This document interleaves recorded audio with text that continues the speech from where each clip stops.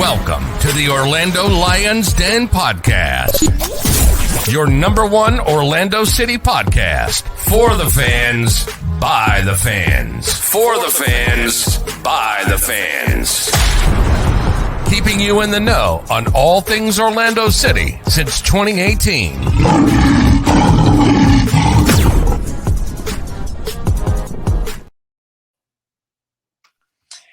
Welcome to another edition of Orlando Lions Den Podcast. I'm your host tonight, Jason JJ Jose. I've been missing. I felt like you guys put out a missing alert on me, but I'm back and I'm ready to kick some butt here this season with you guys here on the Lions Den Podcast. And let's go around the horn here. Let's go to Mike. Mike, what's happening, my man? You know, getting us into the 21st century here. Cleon's mostly set up, and we got him working. Got you the whole new studio. Man, it's good to be back. Got a new season ahead of us. I'm feeling good about it. Man, I got a great studio. I revamped it. You know, I got my shirt on. I'm loving it. I'm loving this new concept. We're so thankful for all of that.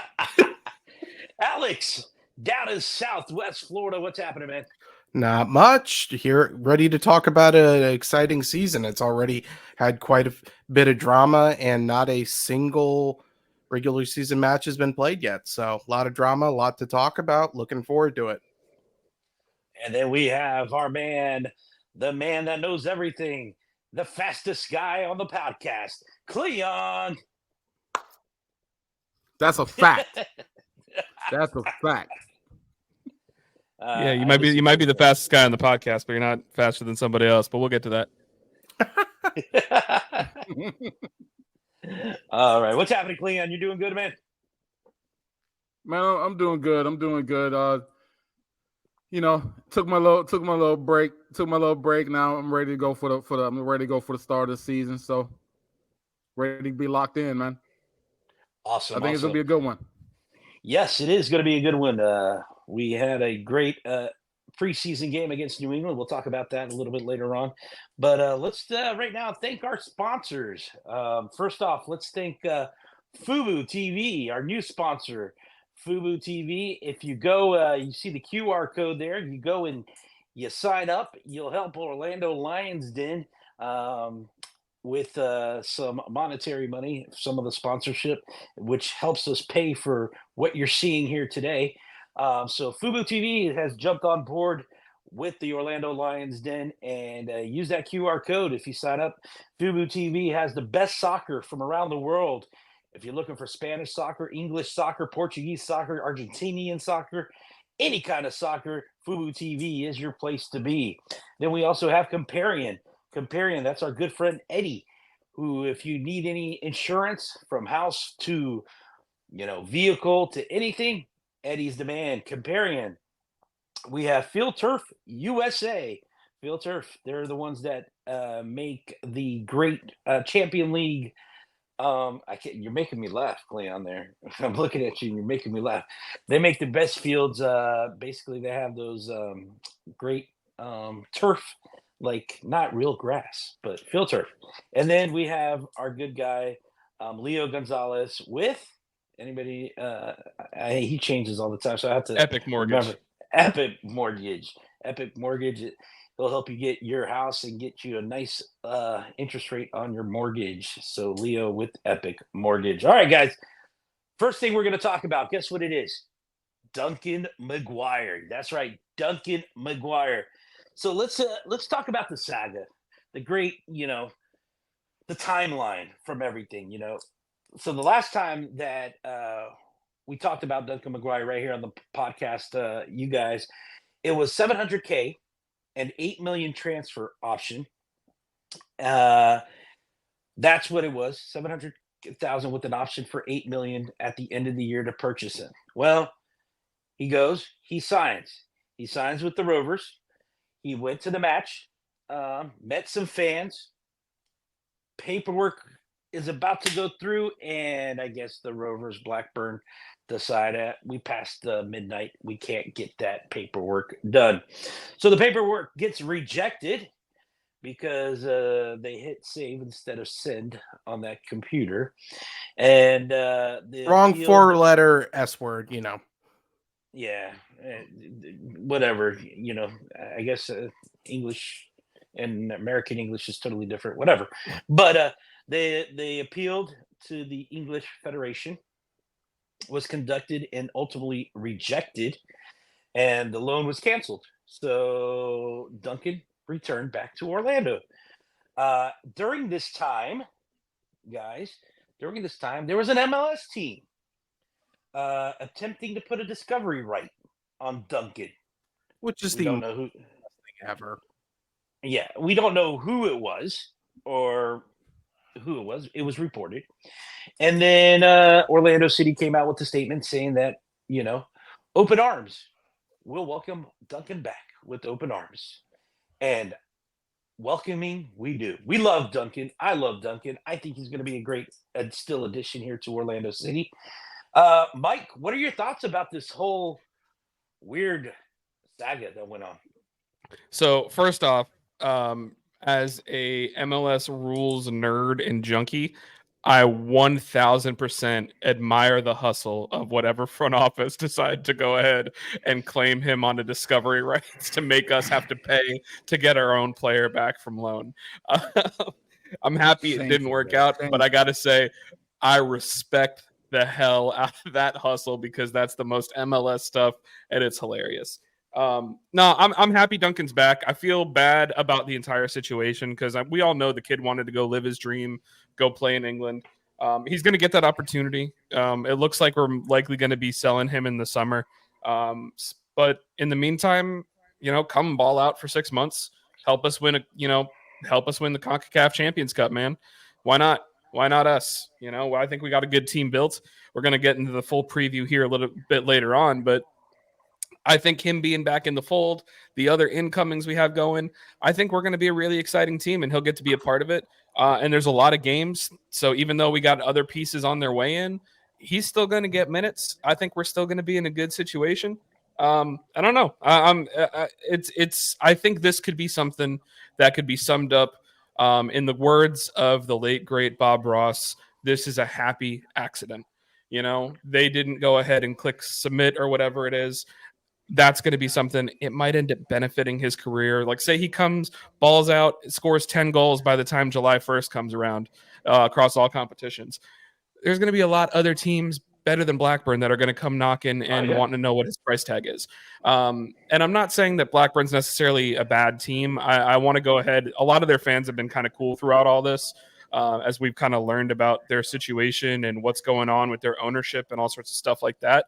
I wish their fans nothing but the best. Their ownership, though, God, does it seem like those guys suck. And we're with you on the whole Venky's out train. Hopefully that works out for you guys and you get someone in there that actually gives a damn. But it's one of those things. This could be, a happy accident, a blessing in disguise for Duncan. Hopefully get him in a better situation because we know that he's still looking to move along over to England. But I think this is going to be one of those things. It's going to end up benefiting both parties in the long run, no matter what his what his agent says.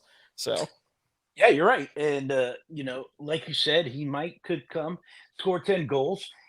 Take us all the way to the CONCACAF Champions Cup, and instead of going into championship, maybe Premier League team might get him. Ryder, what are your thoughts on this saga?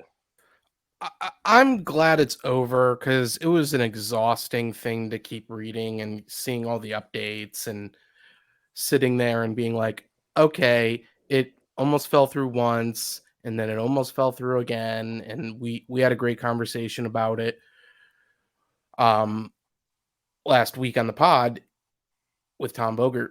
And my word, it just got crazier and crazier and crazier. And I'm glad it's over. I'm glad he's back. I was the one that was saying, oh, what's the logic of us not selling him until after Paris? And now he's back here. And like you said, he's going to ball out. And I think a lot of people have been thinking, oh, he's going to come in and not want to play. I think he's going to come in and double down and have a chip on his shoulder and want to compete for as many minutes as he can while he's here. And we got a lot of matches. Like you said, we got He won't be around for Leagues Cup. He might be around for Open Cup if we end up playing our starters in Open Cup, but Champions Cup is where he's going to be key because we need that depth, especially on offense when you need pace players. So having him back, I'm glad he's back. I welcome him with open arms and want him to ball out and show up out for the club so that he can get that move. I think a Premier League, I had said, maybe a Premier League club, but what does he have to do that? And I think it's going to be quite a bit more than he did last year to start the season. And he's got to start hot. Definitely. He definitely has to start hot. He definitely has to do more than what he did last season. He definitely has to play those 90 minutes, I think, instead of coming off every 60th or 70th minute. He needs to get back into full 90 minutes and be that guy that can take it all the way to the 90 minutes. Cleon, what's your thoughts on the saga here with good old Duncan McGuire? Well, for me, I'm not really one of these guys that's like, gets excited about selling players. Like if Facu never left, I'm fine with that. I'm not going to get excited because we sold Facu away. You know what I mean? Same with Duncan. Same with any of our good players. Like all I want is I just want to win a championship, bro. That's all I want to do. So I want all the good players here. I don't care about the league looks better if we sell players overseas. I want all the good players here. So for me, it's fine with me, bro. And then you're getting a little ahead, but we're bringing guys in. If all of a sudden, if whether Duncan's a starter or the backup, it's gravy, man. So it's like you have an elite backup, whether Duncan's a backup or the next player coming in is a backup. Now you have a top elite striker or rotation, which we haven't had. Duncan, most of his minutes last year came in substitution, so I would expect him to start. He probably will because the season's coming up pretty quick, and he's already been here. But even if he didn't, I mean, he showed he's a hell of a impact sub. You know what I mean? Have more than probably half his goals came in that type of role last year. So, I mean, for me, it's great for me.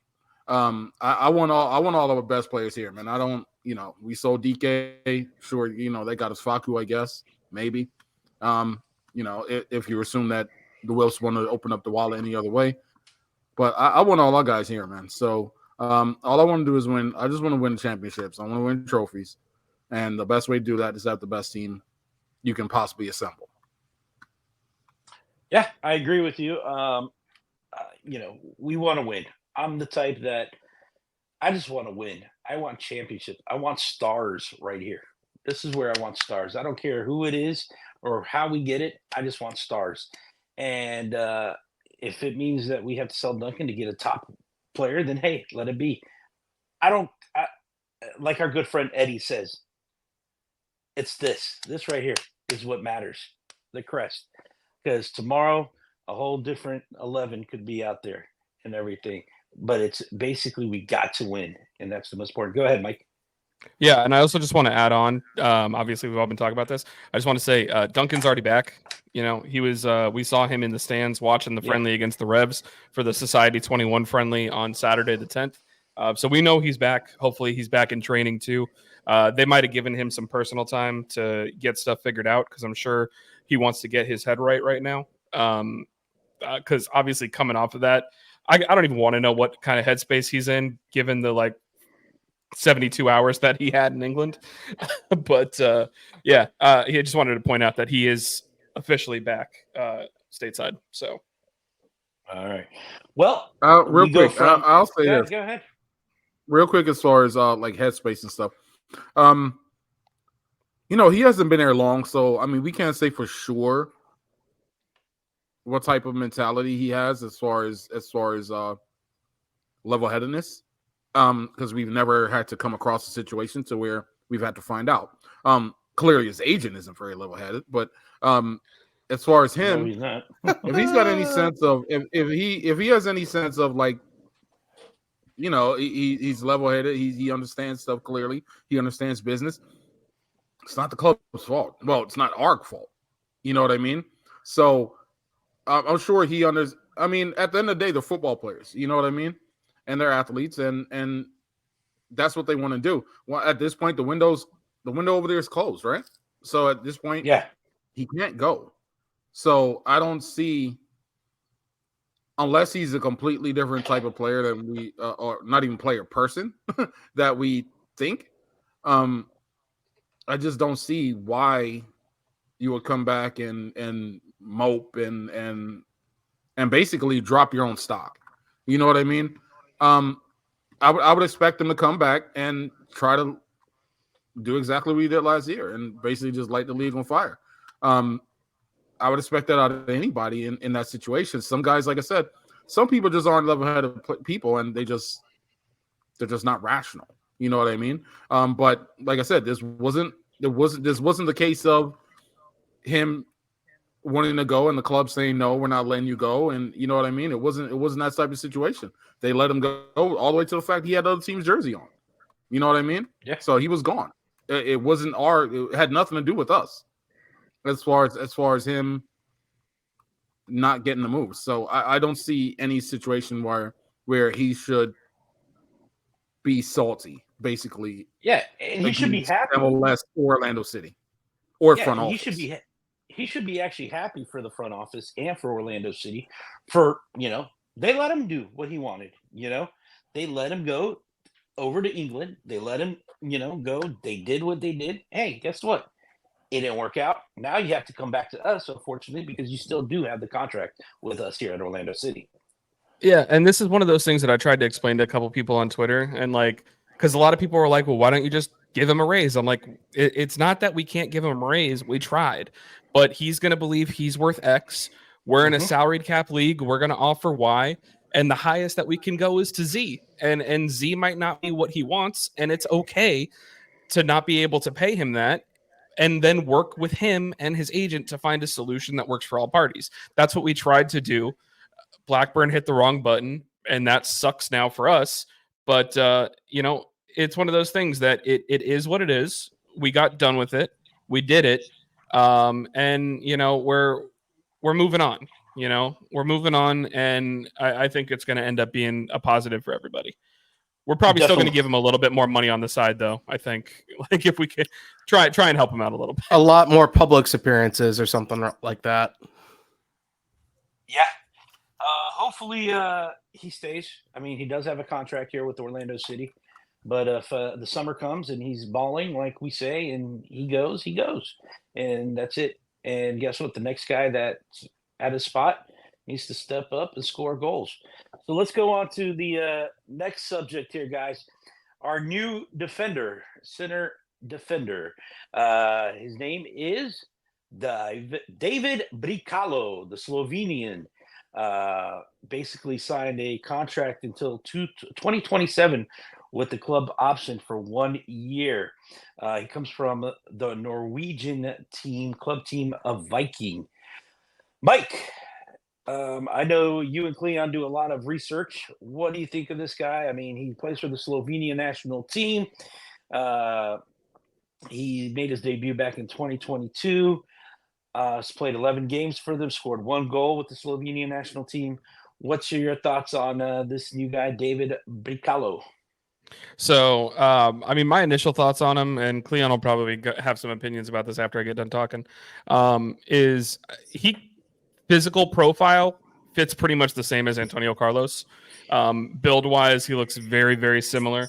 I would say he's probably more of an aerial threat on set pieces than any center back that we've ever had in our team. And he's also younger than Rodrigo, which is kind of cool. It's kind of funny thinking about that, because we always look at Rodrigo as being the young defender, but now he's older than Brekalo, who's on his way in. I really like his profile a lot. I think he has a potential to be one of the better defenders in the league, if not one of the top 5 best defenders in the league, which I think you could argue that's where Janssen was last year. I think that our team is, especially if health stays in place, we might have one of the strongest teams defensively this league, in the league. And I do mean that. So I'm excited. I think he's a really good signing. Very good. Great. Like you said, Ariel. I mean, the guy, from the videos I've seen, the guy can score. Those corner kicks, teams need to put a couple of guys on him. He's a tall guy. He's great. He can jump up, young. He's got it, man. Ryder, what are your thoughts about Brekalo coming to Orlando? I think he's great.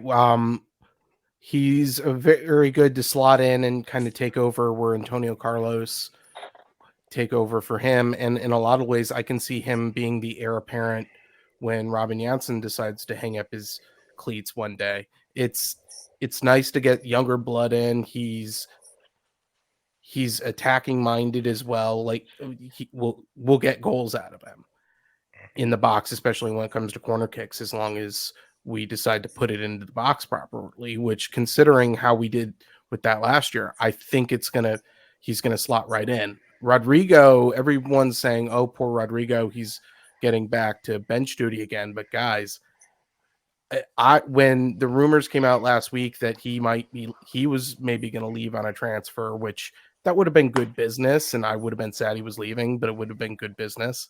Him not leaving just makes us deeper. We've got all these competitions again this year. We're not to bring up too much juju this early in the season, but we're anticipated to advance in CONCACAF.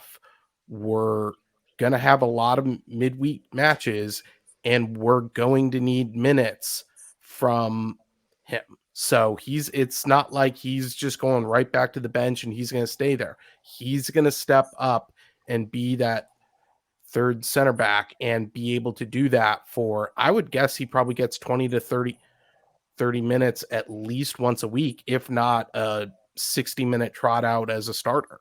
So between Brekalo, Janssen, and Schlegel, I think we are set defensively, and it reflects a lot in my predictions, which we'll get to later, that we're going to do a lot better in front of goal this season. Yeah, I hope so. I mean, we got Brekalo, great defender. I think he'll be the starter over Rodrigo. Schlegel's a liability, big liability for us. And of course, he's going to be missing the first game of the season this year because of the red card in the playoffs. So definitely David Brekalo gets the start right away in that with Robin. So, and he's going to be the starter. There's no way that Brekalo is going to lose that to Rodrigo. And so defense looks good. Little bit on the fullbacks, but hey, we'll see, and we'll talk about that a little bit later. Cleon, your thoughts on David Brekalo becoming an Orlando City player? Yeah, I don't know if I would say he's like Antonio Carlos, because they are I think they're different in one, their stature. He's like Brekalo's like 6'1", 6'2" somewhere around there. Antonio, he was listed at like 6'3", but that dude had to be like 6'4". But the thing with Brekalo is he's a lot more athletic than Antonio Carlos when you're talking about speed and even jumping. And as far as jumping, like Carlos, he wasn't a slouch on that. Like he used to get his head on stuff. But as far as speed, he's got to be one of the fastest as far as he looks anyway. He looks like he's probably going to be one of the fastest center backs we've ever had. Like true center back. He looks like athletically, he just looks like he's on a different level as far as that. It's a lot of he reminds me a little bit, at least in possession. He reminds me a lot of Robin Janssen. Not necessarily last year's Robin Janssen, but the year before. Remember, we kept seeing a lot of like runs with the ball from Robin. Mm-hmm. You see a lot of that with Brekalo on his tape. So we should have a really good. We should have as far as playing out of the back and things like that. When we do decide to do that, we should be pretty good. Like I said, athletically, we did lack some speed back there, and even at AC, as good as he was, you know, at times like when Rodrigo would go out of, I know they didn't play together a lot, but sometimes like Rodrigo would get out of position, and AC just didn't have the speed to get over there and cover and recover and you know, clean up the mess Rodrigo will leave behind or whatever. You know what I mean? So like as far as profile, he reminds me. I wouldn't say he's like AC. I would say their levels are probably similar, their overall playing level, but he looks super athletic. So I'm excited to see him, especially with the pairing between him and Janssen. I'm excited about it. And like I said, as far as Rodrigo dropping a third, you know, then he's probably a top. I would say, I know a lot of guys are higher, but I would say he's probably a top 10 as far as backups in the league for sure.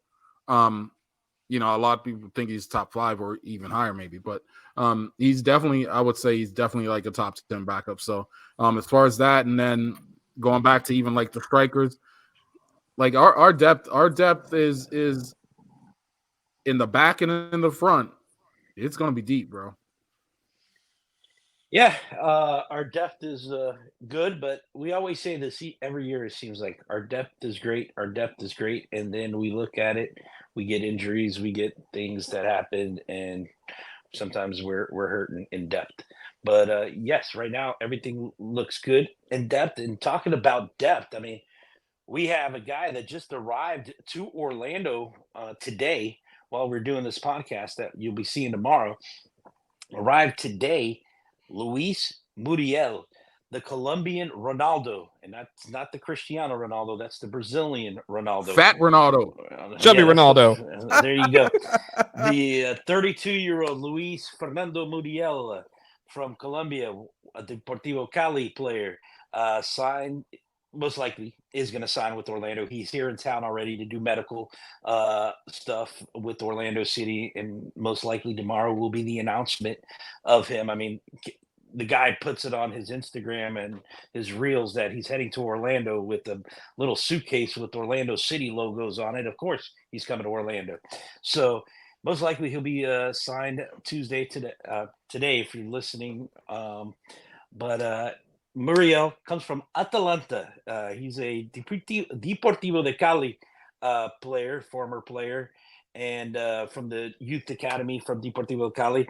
Then he went into Italy back in 2010 to 2015, playing for Udinese, and he's played his whole time in Italy and in Spain. He's played for Granada in Spain, and he played also for Sevilla in Spain, where he played a whole season there, and that's where I recognize him from, and he was a phenomenal player.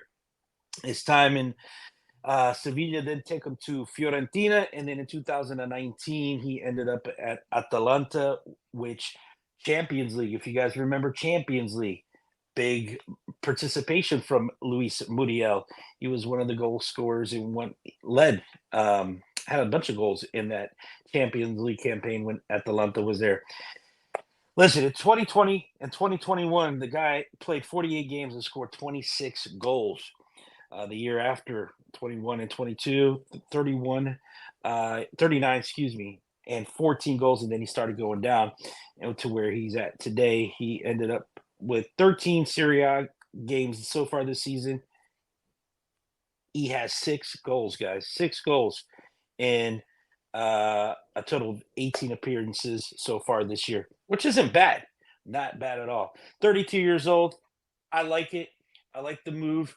A lot of people saying he's old. I don't think he's old. 32 is still, I still think it's prime. I mean, looking at other players that are 35 and 36 still playing and still showing that they still got some prime in them. And then I'm not talking about those guys down in the hazard waste section of Fort Lauderdale. I'm talking about some of the guys in the Saudi Arabian League that are still in their late 30s, mid 30s, and still playing good soccer. So Muriel, striker, and he's basically, we have 3 strikers now. We have Ramiro Enrique, Duncan, he'll be around, and now Luis Muriel. Ryder, your thoughts about Luis Muriel joining Orlando City? I think that even with Duncan staying for the first 6 months of this year, at minimum, I think this is a great signing. I think that I've gotten a couple of people that I haven't talked to in a while that heard about this signing and that he is a good fit. We could talk all day about what he did in Serie A, what his history has been, but at the end of the day, he needs to gel with this club. And I'm glad he's already in town. Literally before we even came on, I joked and said, wouldn't it be just our luck that we talk about him today and he gets announced tomorrow? And it's nice that he's getting in town. He's going to get with the club. I don't see him starting in the Champions Cup or at least our first home opener, but I think we get him on the pitch quicker than we think. And I'm just hoping he integrates because we need to integrate him into this lineup. And I can see him doing a second striker either with Duncan or putting Enrique up there and having Enrique be behind him. Either way, it's going to be nice to have a little bit more power to rely on because we were going to have to rely a lot on Jack Lynn, and we might still have to rely on him, but we have options, and that's what matters. Yeah, a lot of options. And how tall is he? Does anybody know? Oh, not Jack Lynn. Muriel. He's only Muriel like is 5'10". 5'10". Oh. Yeah. And something about Muriel. He likes scoring in Miami, just to let you know. So his first international goal was in Miami against Guatemala. And then his fourth and fifth goal in the Colombian national team against Brazil, he scored 2 goals in Miami. So this is good. I like it. He likes scoring in Miami. So he might be scoring a lot there on the waste team down there from Fort Lauderdale. Cleon, you won't have to wait long either. We play Miami early in the season. Your thoughts about Luis Muriel joining Orlando City? Cleon? Yeah, he looks like he's going to be a big problem for MLS, honestly. Even a lot of people focusing on, oh, you only had 6 goals. I mean, you can't even go for period. It's like the same with Duncan. It's like how you got to look at the minutes. You know what I mean? And first off, that team's stacked anyway at Atlanta, right? So it's not like he was riding the pine for Montreal. You know what I mean? You're talking about Atlanta. Like, that's a serious team. He had 6 goals, 1 assist in 677 minutes. So I mean, you're talking about 0.8 goals per 90. Like that's like basically what Duncan was doing last year. So basically, you got like 2 Duncans. You know what I mean? Except for Muriel was doing that over there, not in MLS. He was doing that in a big league. Serie A. Serie A. Yeah, in Serie A. So I mean, and before that, the last couple years before that, this dude was, I mean, he was putting them in at crazy rates, bro. So it was like, this dude, he might be a problem, man. Like he don't look it like when you look at him, he looks, I don't know, man. Like he just doesn't, he don't look like a guy you would have to worry about, honestly. When you look at him and you see his body, and he's only 5'10". He's not built like Nani or something like that. You know what I mean? He looks like he shouldn't be doing what he's doing. Like if you honestly just look at him. But like this guy, he's a proven goal scorer, bro. So I would not be surprised if you see him come on like how Buanga did the last 2 years or so. You know what I mean? Like this dude could be a serious problem for MLS. Yeah, and he basically was a serious problem for the Europa League. In 5 matches that he played in this year, he scored 4 goals in 5 matches. So he's leaving the Europa League, So, and then, like I said, in the Champions League in 21 and 22, 4 goals out of the 10 matches from group stages and quarterfinals. Mike, your thoughts on Luis Muriel? And now that we are full of strikers from Jack Lynn to Duncan to Ramiro Enrique, what are your thoughts about Luis Muriel and where he stays? and where he fits in Orlando City. So they're not spending the money on him to bring him in and put him on the bench. So I feel like he's going to be coming in here and he's going to be the starter. That's an expectation. And for me, from the league, or not from the league, from the team, the front office, this is a very win now signing. This is a signing that says we are in our window right now to win a championship, to try and put that star on the jersey. This is the kind of guy that can help us get there. I like it a lot. I noticed that people mentioned that they're maybe a little bit worried about the fact that, his age to a certain degree, or maybe they're worried about the fact that he hasn't been getting as many minutes lately. Cleon kind of already touched on that, but I also want to point out the fact that, like, the reason he stopped getting so many minutes at Atalanta was because of the emergence of Rasmus Højlund, who ended up getting sold to Manchester United for $75 million. And then they used that money to bring in other youngsters like Belial Toure. Like they brought in, people to come in and kind of take over that role. And he was still willing to go ahead and stay there and be the other kind of, to still be that depth for them. And then there was also rumors while we were in signing him that Inter Milan was interested in bringing him in. So for us to go ahead and win out over a club that's likely going to win Serie A this year, that wanted to bring him in as a depth piece, that means obviously we were able to sell him on our project, and he wants to come here to help us achieve that project, to help us win trophies. So I don't think we're getting someone who's coming in here who's going to be a slouch. I think we're getting in someone who's going to be help us build into being a serious contender and make sure that we're hoisting something up at the end of the year. Yeah, and I agree totally on that. And I think it's going to be, I don't think his age should matter. 32 is, like I said, it still could be your prime years. I know players that are 32 that are still doing great. Cleon, you gotta go ahead. Yeah, some more stats as far as like Muriel. Like I look at a lot of times, I look at like Football Reference. And they have these like great little scouting reports where they show you like a player's percentile among his peers.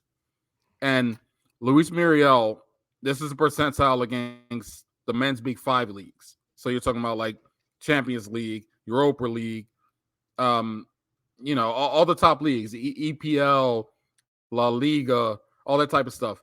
Luis Muriel's ranks with non-penalty goals. That's against all these leagues and big competitions. 85 percentile non-penalty goals. 97 percentile shots. 99 percentile expected assists. 99 percentile shot creating actions. This is against the top leagues in the world. 99% passes attempted. 99 percentile progressive passing. 97 progressive carries. 99% successful take-ons. 99% progressive passes. Like this dude, he could be a serious problem at this level. And I think a lot of people sleep on it, honestly. Yeah, a lot of people are sleeping on it. All right. So let's go to the big important thing that a lot of people have been waiting for, and that's the season preview. So at this point, I'm going to give it to my main man, Mike. He's going to take over this because we got a lot here to talk about on the season preview. So, Mike, take it away, buddy. There's a spreadsheet. That's true. We do got a spreadsheet. I'm not going to be sharing the screen with the spreadsheet, but for those of you that are watching, you're going to see me looking over to my left here because I have it up on one of my work monitors. But basically, we got a series of questions like we went through last season.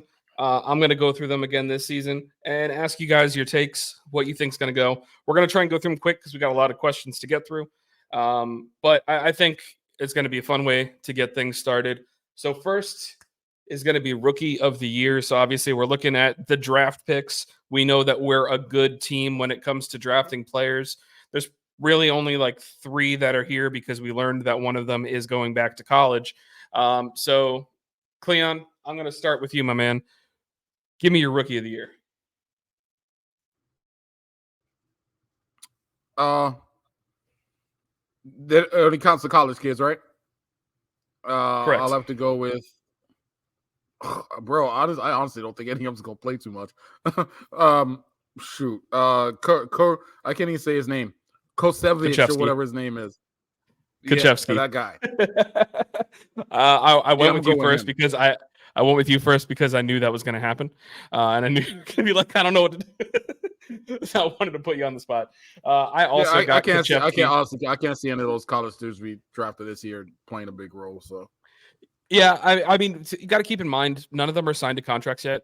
We haven't gotten to that point. I do think that Kuchevsky and Sukata at least will probably get signed to contracts. We saw Sukata a little bit against the Revs. We saw Kuchevsky against Flamengo. And Kuchevsky looked the part against Flamengo. So I picked him because of that. And I think he'll do all right. JJ, go ahead and hit me with your rookie of the year. I'm going to go with the K guy, Kuchevsky. That's who I'm going with. There we go. I support it. He's got the least amount of players in front of him. So, I mean, if anybody has even a slight path to playing time, it's him. Like Sukata, I can't see him getting in there. Like so many dudes would have to get injured for him to start getting playing time. I could see Sukata being a stud with OCB and then potentially getting an opportunity after that. I'm with you though. It's so many guys on that first team that he would have to get through. Exactly. I agree with you. I think Sukata was a draft pick if we weren't able to get the Angulo deal done. That was the thought process behind him. I agree with you. Ryder, go ahead and hit me with your rookie of the year. I do agree that it's going to be Giorgio Kuchevsky. Is it Kuchevsky? I have it as Kuchevsky. That's what I had heard. Yeah. Yeah, I think that like you guys already touched on, we need depth at the midfield, and I think that he could maybe get some minutes, especially during midweek matches. So I can see him slotting in and getting some minutes and being value. Plus, let's be honest, we always have at least one draft pick every year that we hit on. So, and I do want to go ahead and just add in here that Eddie isn't with us tonight, but he did go ahead and give us his predictions, and he just wrote Polish midfielder kid. So shout out to Eddie along for the rest of you guys as not knowing his name. So I think we're all in the same boat that with the rookies, it's always good to have low expectations and then just see what happens. And I think that kind of fits for all of us. I'm going to stick with Ryder though. And now we're going to go best newcomer. And we'll start with best newcomer. And obviously that can be a draft pick or that can be an incoming transfer. But Ryder, who is your newcomer of the year? Brekalo. I think that he is going to be essential to our defensive strategy this year. I think that him and Janssen are going to pair up well together, and we're going to keep balls out of the box a lot more than we did last year. And I think we're going to do it efficiently, and he's going to be the key to that. I am with you on that. I also have Brekalo as my newcomer of the year. Eddie has Luis Muriel. And JJ, who is your newcomer of the year? The maestro, Nico Ladero. I like it. Good shout. He's gonna be the maestro right there in the midfield. He's gonna be dishing out the balls to Luis Muriel and to Facundo. I liked what I saw in that preseason game. That guy's everywhere, and his touches are beautiful. So Nico Ladero for me. I like it. I think that's a really solid shout. Cleon, who you got? Yeah, I was between Ladero and Muriel. I'm gonna go with Muriel. I like it. I think this is going to be. We're going to need to get Swag's votes in on all these, so that way we can know where he stands. Because I feel like we're, we got a good spread. I want to see where he's at. See if we end up with 2 on each one of the big newcomers.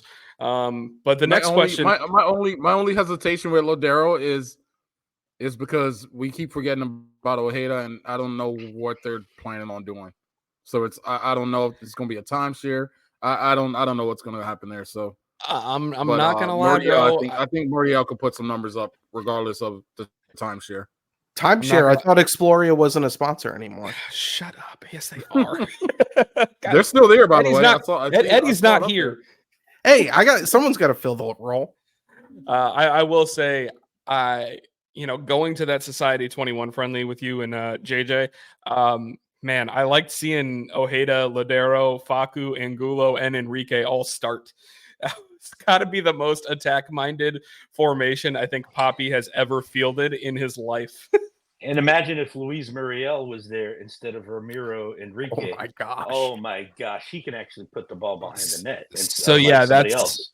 that's Cleon was testing a theory. Is Enrique unlucky, or is he not a good finisher? And we kind of got to the point where we're thinking maybe he's just not a good finisher, because there was definitely a couple times where Enrique and Angulo had opportunities that they really needed to score, and just were unable to do so. I think we could have scored 6 in that game, and we probably easily. should have. Easily. It was fun watching them play, and that's what gets us excited for the season. JJ, I'm going to stick with you on this one, because now we're getting into the stuff where the predictions are going to get hot and heavy. We based the number off of what we did last year. So last year we finished on 63 points, which is a club record.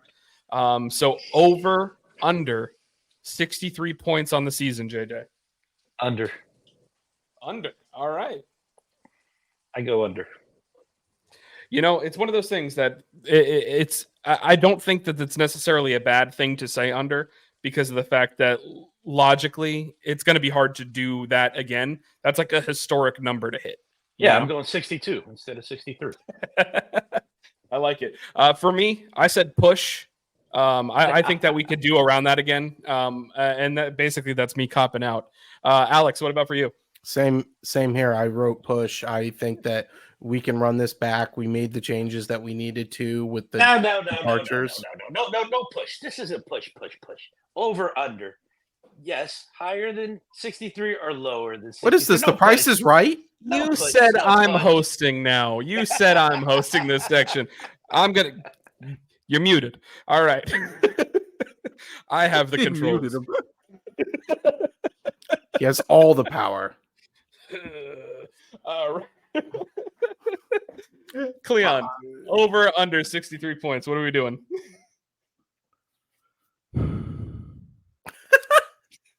Dramatic. I'm going to say under.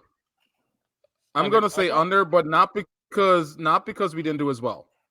I'm only saying under because I think the East is going to be tougher this year. So I don't think the gap is going to be that big. Like, I think we could finish with, you see, like how in the West last year, like 57 won it. I think it could be something like that, to where like 59-60 gets you the Shield, or at least on the East side. Assuming nobody runs away crazy on the West. I think even the teams at the bottom, they got a little better. While they might not make the playoffs, I think they've done well enough, like Chicago and teams like that. I think they've done well enough to where they won't be complete doormats, to where teams are just picking up automatic points against them. So I think we do finish with less than last year, but we possibly might finish first, even with having less points than last year. I just think the points overall will be lower this year in the East than it was last year. Definitely possible. And also just tossing this out there, Eddie said he is taking the over on 63 points. Bold move by Eddie. I like it though. Cleon, I'm going to stick with you. We started to become a team that could score a couple goals last year, and we scored 55 goals. Over. Or under 55? Over. Absolutely over. As a record. Over. Absolutely over. Okay, I put it in all caps to know how serious you are on hitting the over. No, it's not even a question to me. It's over. Not even a question. Over. Okay, Cleon's got to score in 100 goals this year. JJ, let me take you out of timeout. What do you got? Over, under 55 goals? Well, the highest last year was 67 by Columbus. Then it was 66 with Atlanta. We got Luis Muriel, and we had 55 last year. I will go over also. I like it. We're going to be a team that's free-flowing and fun in attack. Can I have the over number as on mine? well. If you want to, I will write it down. I'm gonna What's your say number? we go over 60. Over 60? Yeah, Okay. possibly over. I'm thinking like 61, 62. But Okay. I would say 60 for sure. I think that's gonna be the benchmark this year for us. I put it down on the spreadsheet. No, I'm also putting the over. We don't know this for certain, but obviously we know Hosema Bazan left the club big in the attack, and we've noticed in preseason that Martin Perelman, who was the OCB coach, has been working a lot with the coaching staff. I think he might be like the offensive assistant now with the first team. And man, that OCB team, they might have been a liability in defense, but those kids could attack. Like they put up goals. So I think that's why we might be seeing some more attack-minded football is due to the inclusion of Martin Perelman. So I'm excited about that. I have the over as well. Eddie has the over as well. Alex Ryder, are you going to make this a perfect 5 for 5 on the over? Smash the over, baby. And I'm going to do Price's Right rules on Cleon and say 61. I will update yours as well to say that you're saying 61, because you know what? It's going to be funny at the end of the year if we're right on this. As you guys know, betting is legal in Florida now through the Hard Rock Sports app, and Cleon and I are putting futures bets all over Orlando City. So, really, I haven't heard a jingle on every single sports cast that I've watched in the last 2 months. Not at all. I had that song stuck in my head. I thought Mike would have memorized the song by now. I don't have Mike, cable. also, besides that, I think even more telling will be okay, you're getting a full season of Muriel and probably a good half out of Duncan, two guys that score a lot of goals themselves, right? But then a big part that people are not looking at is Mauricio's out of there. And Mauricio's Ladero, out of there, I know Ladero didn't score a lot of goals last year, but he's definitely a lot more goal dangerous than Mauricio is, just career-wise. And then on top of that, when you're talking about that 10 spot, you're either talking about Ladero or you're talking about Ojeda. And you know Ojeda's going to shoot anytime he gets the ball. So Ojeda, yeah. I just Ojeda think has the green light. I agree. Yeah, I think Ojeda's it's going got to be the a green big light. uptick. He's hitting it, 100%. And you're right. And that's something we should have mentioned as well, is that, the jump from Mauricio to Lodero as far as what their goal dangerous percentage is, that's not a real stat, but, it's one of those things that he's a much more goal dangerous player. And I think that's going to have be an important thing.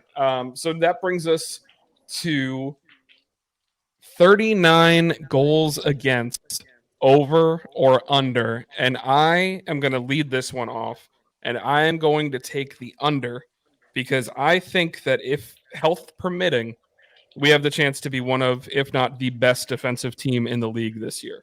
So I am going to take the under on 39 goals against. JJ, you look like you're itching to talk. I'm going to go to you first. I'm going to do a push over. I'm going to go over. I'm not very comfortable with my my fullbacks yet. Yes, Brekalo. I don't know what he's going to give me. I mean, I've seen video. I don't know how he's going to gel with the team. Rodrigo's a liability. Technically, we only got Robin, really. So, and seeing what Kyle Smith did at left back in the preseason game, gives that early goal was his fault. He gives the ball right to New England. So I'm not very optimistic about the defense yet until I see them, play. And I don't know what Brekalo is going to bring, so I can't say under yet.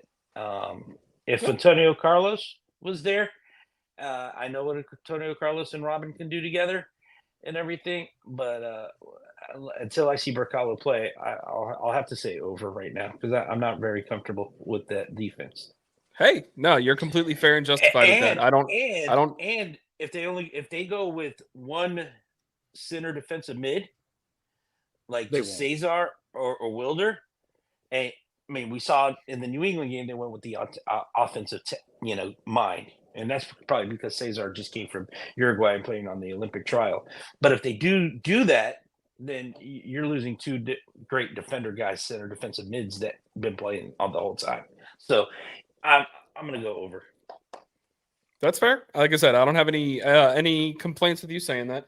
Cleon, you seem like you were quick with a rebuttal. I saw that hand go up. Go ahead and over under 39 goals. And mind you, I don't think JJ's wrong. I think we will be over. I think we'll just be over because I think we're going to be more attack minded this year. So, that's just and 39, that was pretty close to leading the league last year already. And a lot of my only rebuttal to it, even though I do have the same opinion as JJ, that I do think we'll be a little over. I don't know if he thinks we're a lot over or a little. I think we'll be a little over. I think we'll be around 40, 42-ish, somewhere around there. I think we give up a couple more goals, but I just think we'd be a much better team, a much more rounded team, I should say. As far as the liability guys, I mean, most of those guys, they're not going to play, so I'm not that concerned with them, honestly. Our defense got a lot better last year once Wilder was there. Wilder should be starting the entire season this time instead of half of the season, so that should help.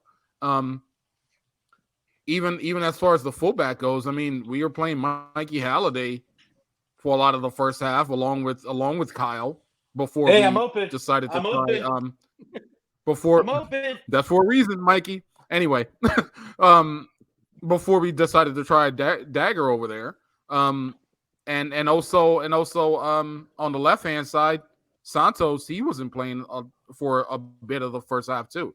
So and AC didn't play at all last year. So I mean, we played with Rodrigo all year, basically last year. So I just don't think the liability guys, which I don't disagree with JJ. I think they are liabilities too, honestly. But I just don't think they're going to be on the field as much as they were last year. So I don't think it's going to affect us as much as maybe he thinks it will. Because I just don't think they'll be there. Unless God forbid, Wilder or Cesar get injured or something like that. If we're healthy-ish, I think we're good. I agree with you, Cleo. I agree totally. I know Kyle Smith's not going to start, and I know that Mikey Halliday, wide open, I'm open on the side, pass the ball to me, won't start either. But yeah, I need to see. And you're right, totally about, we're going to score. Last year, what we 39. I think there was only one team 32, and then it was us in Cincinnati at 39. Yeah, there was like a couple. There was like a couple 32s, and then there were like maybe 3 39s. So we were pretty close to leading last year. Yeah, in goals allowed. Well, leading as far as the least goals allowed. So yeah, I agree with you too, 100% what you're saying. Cool. That brings us over to Ryder. I saved you for last because you had a number with your prediction, and your number is bold. Under 34. 1 goal a game is the max is what that comes out to. I'd love to see that 100%. That'd be great. Obviously, that's not saying we're giving up 1 goal every single game, but just the average of 1 goal a game. I don't think we're going to have quite as many of those. Like once or twice a year, we always have a game, and it's always midweek where it just gets away from us and they put 4 or 5 in and we just collapse.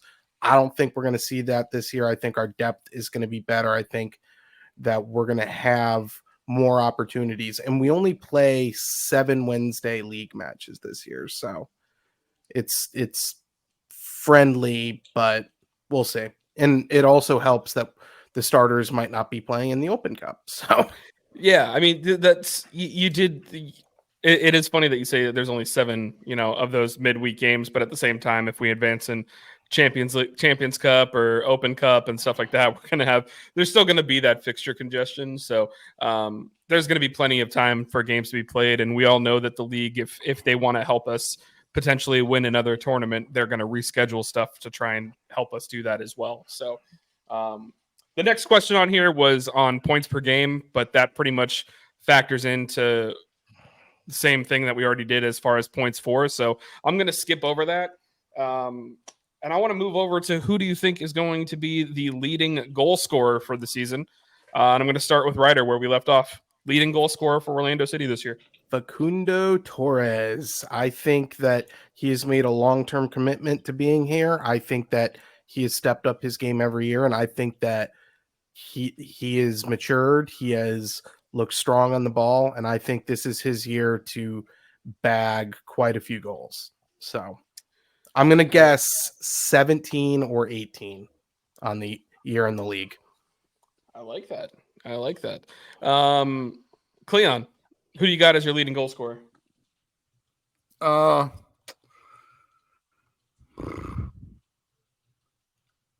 It's hard for me to choose Facundo because you think he's going to keep his PK job with Muriel coming? Yes. Oh yeah. Because Muriel, I think he does. He's a PK guy. Ladero was also a PK taker for Seattle, so I think that it's still Facu's job. There's no reason to take that away from him. It'll probably end up. It'll probably end up Facu. Only because I think Muriel. I don't know if they play him right out the gate, especially with Duncan still being here for the first half.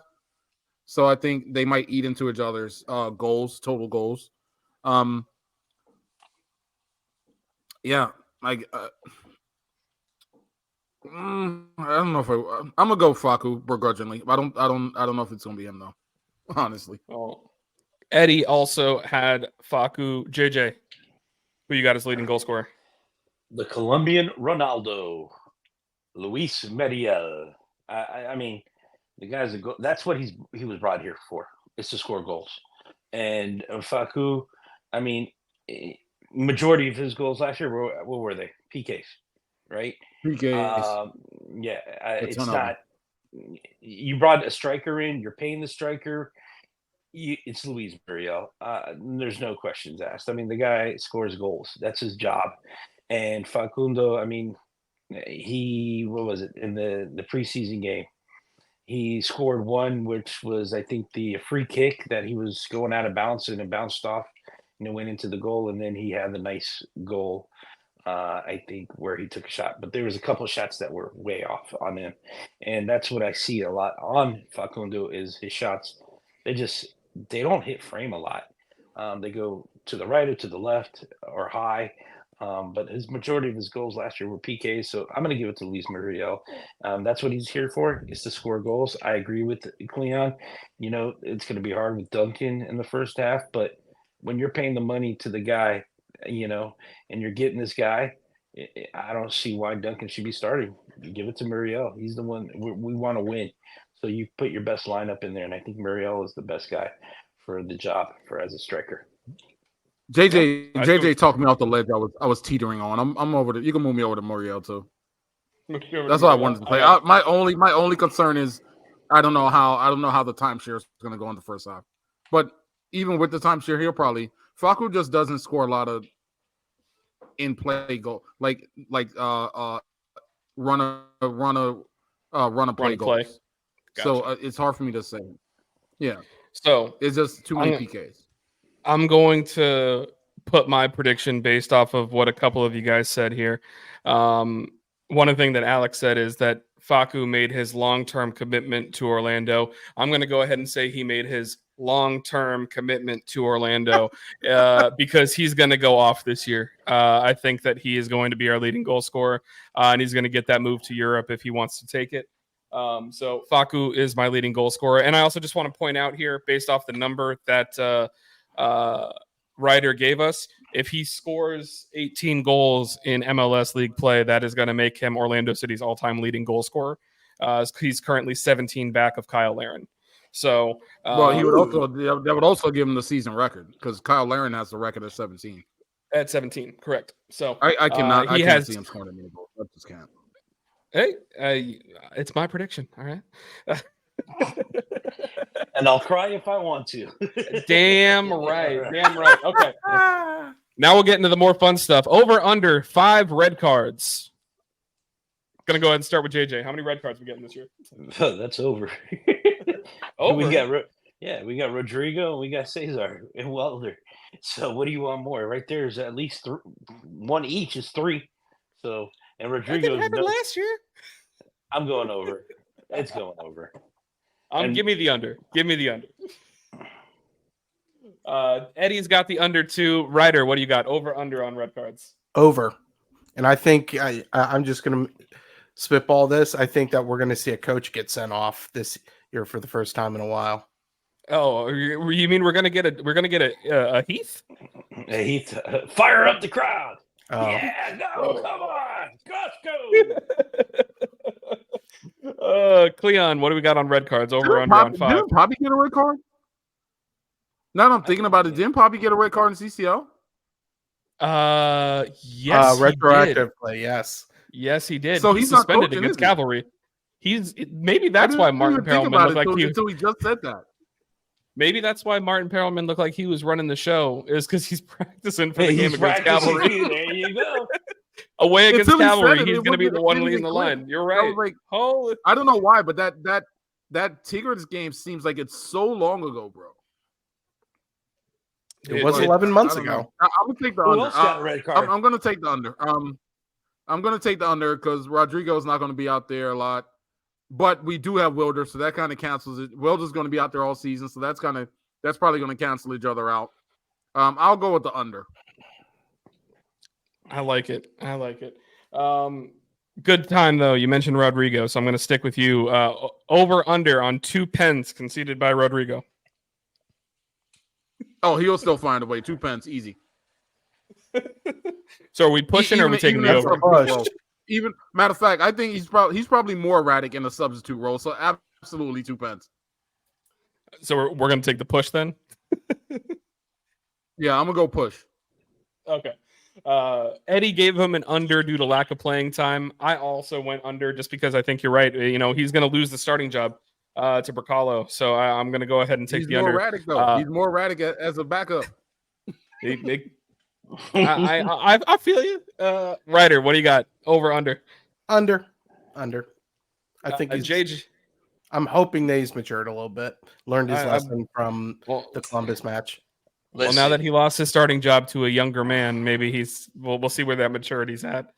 JJ, what do you got? He has a child now. I think he has, some sense of, being smart. I'm still gonna go over because when he comes off that bench, man, he gets wild. I gotta give it. I mean, he's just wild. So I gotta go over. So I love the way that you were setting that up, because as soon as you started talking, I was about his maturity and having a kid. I'm like, you're setting this up to just go ahead and bring him down. I knew it. It's like I watch too much wrestling to know exactly where you're going with that. Right. So next stat-based one. We talked about clean sheets. We talked about goals against. So now it's clean sheet time. I actually messed up when I put the spreadsheet out there. Last year's clean sheets, we had 12 in MLS play. 11 for Pedro, 1 for Mason. I left it on the sheet as 9, which is the number that we had the year before. So I'm going to keep it at 9 because that's what Eddie answered. That's what Ryder already answered. I'm taking over on 9 clean sheets. I'll go ahead and go to JJ first. What's your on clean sheets? What are you thinking? Over, under 9? Over. I love it. Yeah. I mean, Ryder. Go ahead. Yeah, 9. Go over. 8. I'm going to say 8 and the under. 8 and just under. And we're moving quickly. Eddie has the under as well. Cleon, over, under, 9 clean sheets.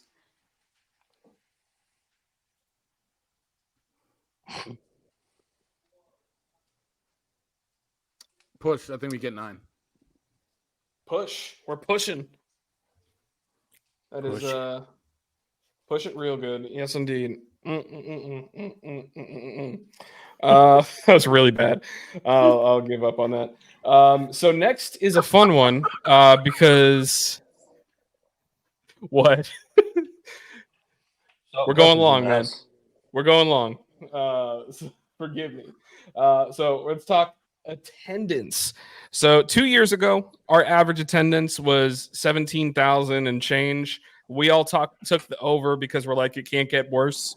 And last year, our average attendance was 20,590, increase of like 3,200 per game. So feel really good about that.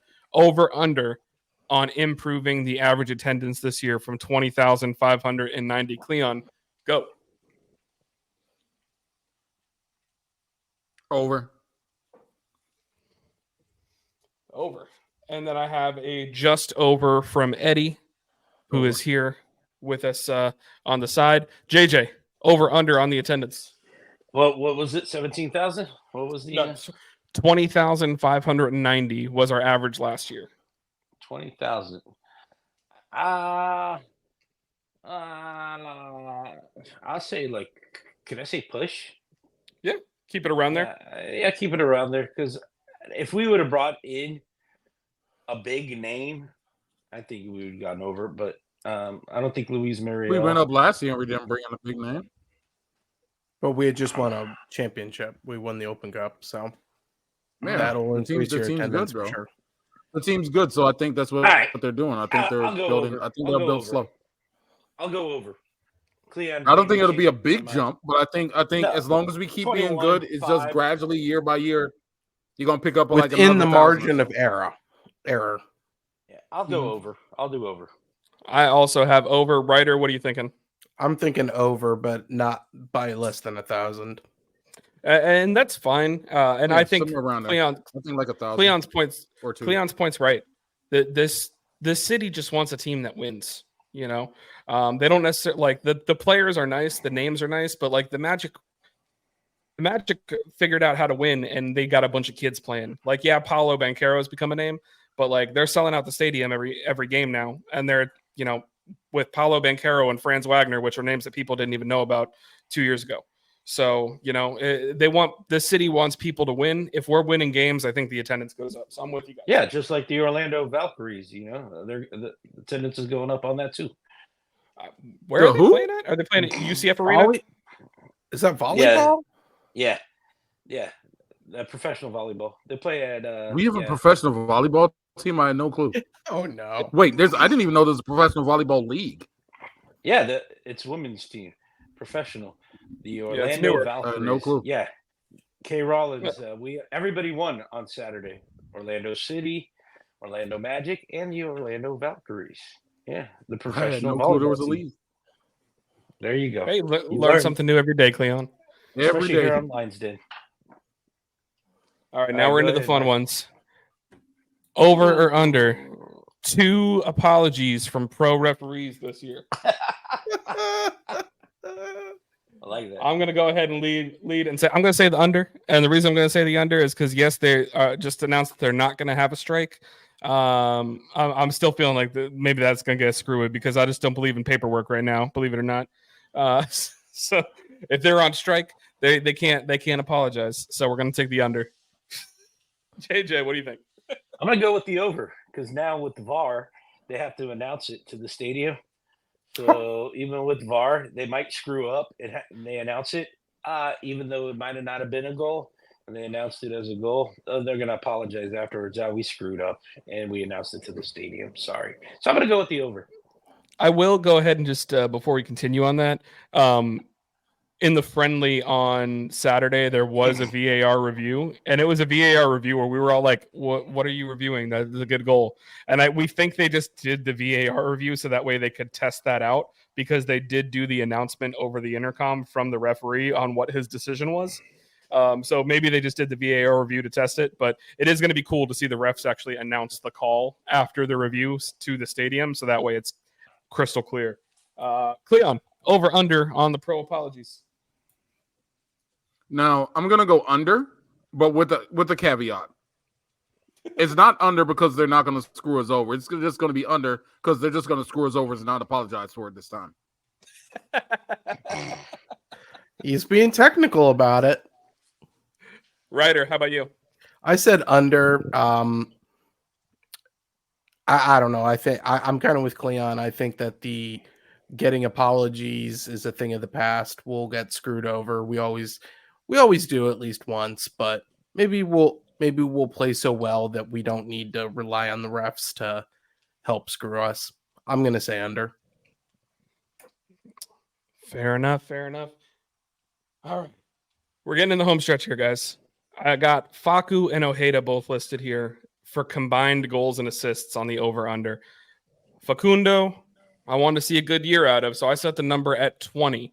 Goals and assists combined, over-under for Facu. Ryder, go ahead. Hold on. Boy. Are we Stop talking the about count. real assists? I am talking about real assists, yes. Happy Okay, 2024, everybody. Thank you for clearing that up. Yeah, I say over. I think I said he's going to get 18 goals. He's going to clock quite a few in assists, so definitely smashing the over. You're putting him as a league MVP candidate with those numbers. I like it. I have the over as well because I obviously said I think he's going to score a lot of goals. So I think that's where I have to have him at. JJ, over under 20 combined goals and assists for Facu. I mean, that's 13 goals, which he can do, and 7 assists. So even if he gets another assist, that'd be 8, 13 and 8. That's 21. So over. Blackjack. I like it. The assist guru, Cleon, what do you got? He's still doing his math over there.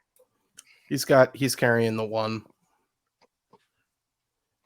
You're muted, my friend. I know you're trying to say something, but What number is it combined? 20 combined. Oh, they did 30 last year, so over. No, I'm saying this is just Facundo. Facundo, who did Ojeda. No. That's the next one. He's the next question. Oh, yeah. Facundo 20. Yeah, sure. He can get that. Yeah, 13 and 8. That's easy. Yeah, I mean, Eddie he got 17 last year combined, and he only had like 3 assists. So yeah, Eddie hit the under on that one. Yeah, sure. Eddie hit the under. Now we'll get to Ojeda, who had 13 if you count real goals and assists last year. If you count MLS ones, he had 16. So I've kept that number at 16. 16 goals and assists combined for Martin Ojeda, whose role is still undefined as to what he's going to be, if he's going to be a starter or if he's going to be a super sub. Cleon, over under 16 goals and assists for Martin Ojeda. I'm going to go over, and I'm talking about real assists, but I'll go over 16. He had 13 last year. I think at worst, he's going to be playing more minutes than last year, even if he's still in some weird role. So I'll go over. I like it. I also went over. Eddie went under.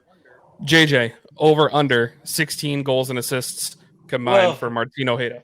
Well, we know Martin Ojeda won't be here for the summertime. He'll be sold. So we're going to go under. Why? We know that he's getting sold? We know that? I know that. I'm not talking about Duncan McGuire. You're talking about Ojeda? I'm talking about Ojeda. I think he'll be gone by the time summer comes around. Okay, and, that's a bold prediction. There's a under. take. All right, I'm going to go ahead and add a note on there that Ojeda sold in the summer. This is Cleon's throw it up against the wall and hope it sticks type thing. I like every year. I like it. I'm cool with it. And then it sticks. And then Ryder, I don't think I got to you yet. Over under on 16 goals and assists for. I'm going to say over for a couple of reasons. One, I think he's going to get a bigger role. He's going to get more minutes, but I also think that it's going to be important that Angulo and Facundo are going to be away for a lot of international stuff this summer, and I can see Ojeda, if he doesn't get called up too, depending on how all that goes out, that he could see a lot of minutes during the summer. Okay. Where the heck's Angulo going? Isn't Angulo been called up to Colombia? He ain't going. No. What am I thinking of then? Muriel. Yeah, Colombia ain't gonna call him up. Maybe I'm thinking of something else. I don't know. Muriel might be called up if he plays good with Orlando. Yeah, City. Muriel might. But I don't think Angulo will. Oh boy. Yeah, that roster is deep over there, bro. All right. So that brings us now to points at home. Last year we had 32. Over or under on 32 points at home. Ryder, you first. Over. Over. I think the home environment was a big help to us. I think that we can improve on that. And I also think that we're not going to have quite as good of a run of form away as we did last year. That was historic for us. And we definitely need to get more points at home. So I say over. I like it. I like it. I pushed on this one because I basically, when it came to points, I'm pretty much thinking we're going to be exactly the same as last year. So 32 points. I think that's a good number. JJ, what do you got? 32 points, 10 wins, and 2 ties. I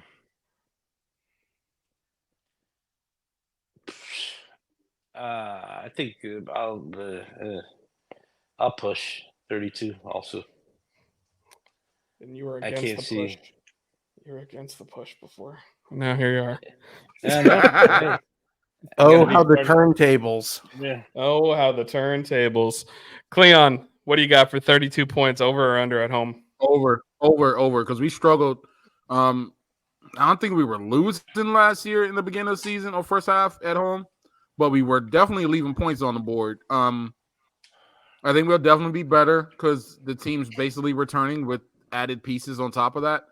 And we played a lot better at home to close the season out. And I think the way we close that season out, I think that's who we are now. So I would say over. Fair enough. Fair enough. All right. Now we're getting into the crazy ones. Where do we finish in the Eastern Conference standings? I'm going to start because me and Eddie both have the same one. We both have Orlando City finishing second in the East. For me, I think that it's going to be one of the two Ohio teams. I haven't decided which one yet, if it's going to be Cincinnati or Columbus. I think one of them is going to finish in first and win the Shield.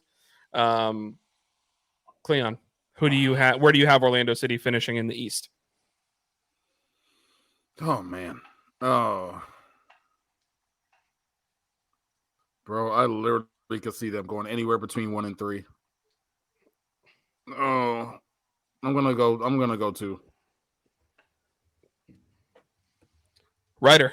I could see 1 though. It could. I could see it too. Realistically. I could see 1. I could see 1. All right. I predicted third in the East and fourth overall in MLS. I like it. I like it. JJ, where do you have Orlando City finishing in the East? All right. Here's my Cleon. You ready for your face? Playoffs. What's playoffs? Playoffs. No. I already know what he's about to do. No. Oh boy. Columbus teams are higher, so first and second is taken.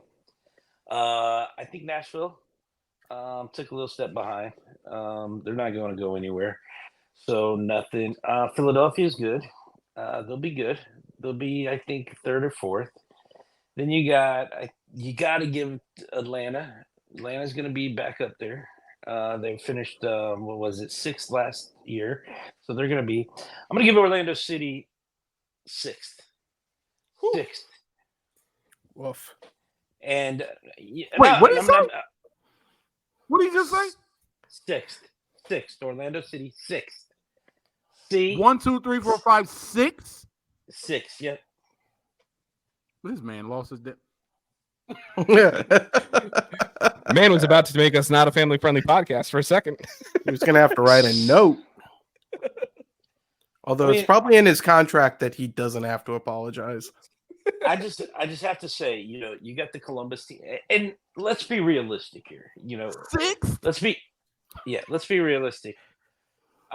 We don't know what Miami can do. I know we all hate Miami. We hate them with the passion. We hate whatever, but Miami could, that right there puts you third, say 3. So both Ohio teams, Miami, then maybe Atlanta. So yeah, 5th, 6th, man. Orlando's 5th, 6th, middle of the table this year. All right, man. Who are the other 2 teams in front of us, bro? He said both Ohio teams.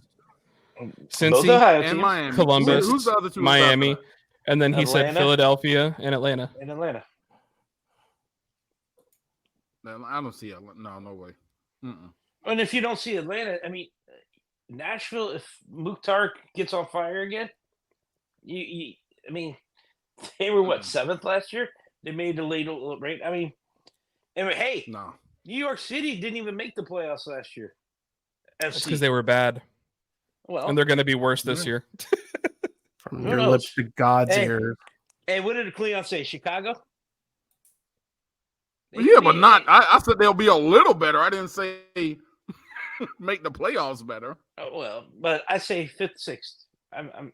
It's going to be that whole eastern side is going to be a cluster. You know what?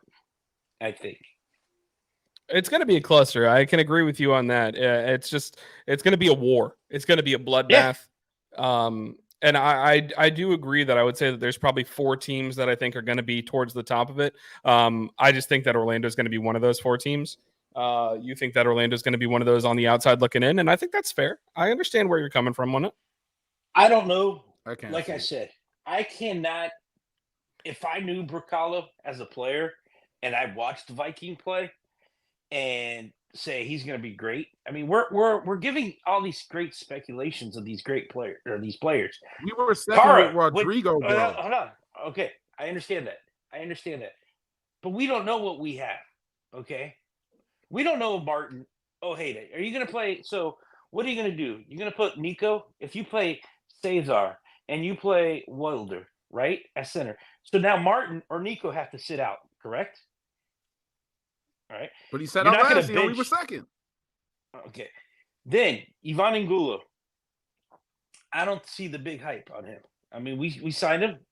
Great speed, great everything. I don't like his style of play. He loses the ball too much, can't score. Okay. Luis Muriel. If he's a diamond, hey, great. He scores all these goals. If he's a dud, like Kara, we don't know. We really don't know what we're getting with some of these players. You see what I'm saying? But I'm giving 5th. And if these guys become great diamonds, hey, we could finish 1st or 2nd.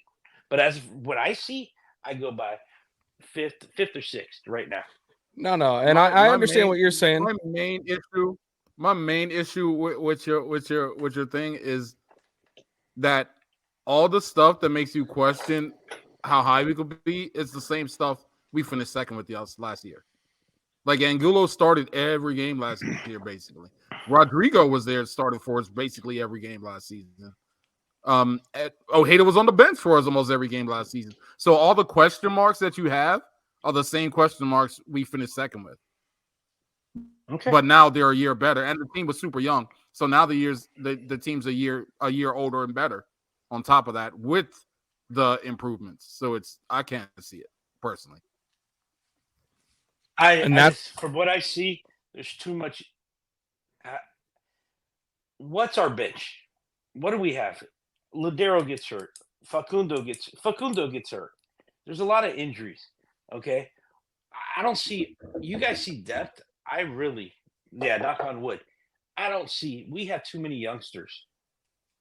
To me, on that bench, that will not be a great soccer team. Yes, great. Facundo could get better. Yes, great. Ivan Angulo. To me, Ivan, great speed, great taking it, gets to the back over there in front of goal, shoots it wide. Then he tries to pass, he misses.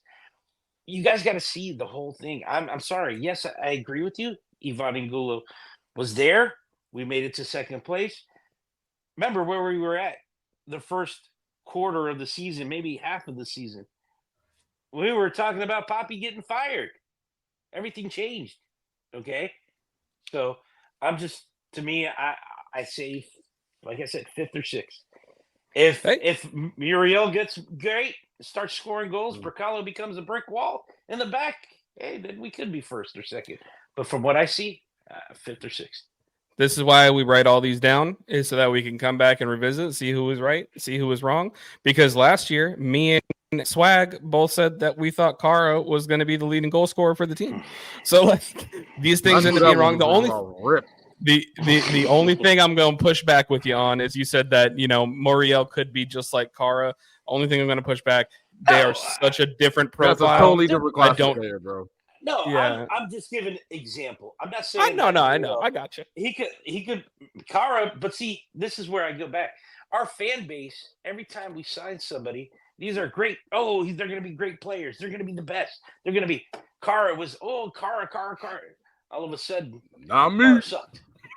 Okay, I was That's gonna where say I that- don't know if that was me because I was like, Poppy doesn't usually value the striker position, so I was like, I'm not. I was still bullish on him, but last year I was like, he's got to be better, right? but that's where I'm getting at. It's like we need to see these players perform until they get in the purple jersey and play games. We really can't really speculate on how our team's going to be. You know, they could be phenomenal players for Viking in Norway, but when they come to Orlando City, they might not adapt to the climate, to the weather, to the city. You know, yeah, it's great Orlando, but some people look at. I mean, Vanderwater, he didn't adapt very well. You know, he left right away. So I mean, Didn't he we have to wait. leave for family issues though? Yeah, but it's That in he the was long a run, good family leader issues. though. But he was a good leader. It was family issues disguised in him Yeah, not playing. I mean, I hear what he's saying. It's just I hear what he's saying. It's just I think me and him. I think where the difference is I think he's putting a lot of stock into our season hinging on the new players, the Brekalo and Muriel, and I don't. Like I see it as the team we finished with. The team we finished with last year is still here. You know what I mean? Correct. We've lost. No, the only person we lost is Mauricio, and you got Nico Ladero instead of him, which is and a Antonio clear Carlos upgrade. wasn't even playing down the stretch last year, so I understand. And Antonio, yeah, I mean, Antonio realistically, Carlos, he's gone, but he never played. yeah, no, So it's realistically, like, for you're me, just so for me, I'm basing mine off of the players we had last season that finished that season, and then being a year better. So it's not unknown for me because I'm not basing the season off of Muriel or Brekalo. I'm basing it off of the guys we finished with last year, who are all super young, by the way. They were 22, 23, and now are a year better, even better than they were last year. So yeah. that's where the difference is. Because I think it's if Muriel sucks, then we're gonna suck. I don't think that's the case. If Brekalo is no better than Schlegel, I guess you think like, okay, then our season's done. I don't think that's the case either. Because we did what we did last season with Rodrigo Schlegel. We did what we did last season with half a season of Duncan and Erkin Carr for the first half. So it's like we did what we did with Mauricio running the 10 who never shoots on goal. So it was like Angulo, he's always played like that. And he's finished second with all that happening. So to me, I don't think they're going to get worse because they're all young. I don't think those players are going to get worse. I think they're going to get better, or at minimum. But you also got to look at the other teams in the East. They have gotten stronger. Some of these teams, correct? So we can't just base it on one team, Orlando City. But you can't. You see, but now you're see. This is where it's messy because now you're saying you can't say them because you can't say for us the guys we bring in that's supposed to make us stronger. You can't count on it because we don't know, and then say we know the guys that other people are bringing in are going to make them stronger. I mean, with So Miami, that's what I'm saying. It is the same. Look at this, fellas. We got 27 minutes before this recording kicks us off, so I'm gonna jump in and I'm gonna say let's go ahead and move on. This is a really good discussion. I know it cuts off at 2 hours, so I'm gonna go ahead and say I appreciate Cleon being glass half full. I appreciate JJ being glass half empty. Let's get this is why we're doing the preview. Let's let the games happen. All right. So we got to go ahead and talk. We're in cups this year. We're in CCC. We're in Leagues Cup, potentially the U.S. Open Cup and MLS Cup. JJ, since you went ahead and kicked us off with or finished us off with where we're finishing in the standings, you think we're going on any runs this year? And if so, which one is it going to be? Champions Cup. Make it to the semis. Champions. Okay, so CCC, we're going to the semis? Yep. What about anything else? U.S. Open Cup. If we play the B team, we'll probably be knocked out of the first round that we play. But if we play our starters and play our guys, I can see us making quarter or semi also. And League Cup, I think that's what we'll win this year. I'll give League Cup to Orlando City. So it gets us another CCC for next year. I like it. All right. MLS Cup, we're just going to make the playoffs, and that's it. That's how you feeling? Yep. MLS Cup. No, MLS Cup. I forgot about that. There's too many dang tournaments. Barely made the MLS Cup. Apparently. So we finished 4th or 5th. I'll say an exit probably in the second round, quarterfinals. All right. I got them all down there. On cup runs, Eddie just said no. So I don't think he's expecting much for us in any of the tournaments. He kept it short and simple, sweet and to the point. Alex Ryder, go ahead and let me know what you're thinking. I'm thinking Leagues Cup will make it to the round of 16 and crash out there. CCC, I think we're gonna play for the third place game. And MLS Cup, I have us going to the final. I'm not going to say if we win it, but I'm saying we're going to the final. I like it. Going to the chip. We're going to get over that hump. Going to the chip. And Open Cup, round of 16. If our starters play. Cleon, what are we thinking? CCC, hit me first.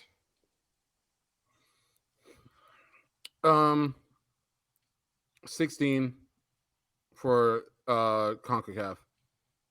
Round of 16. Leagues Cup, what are we thinking?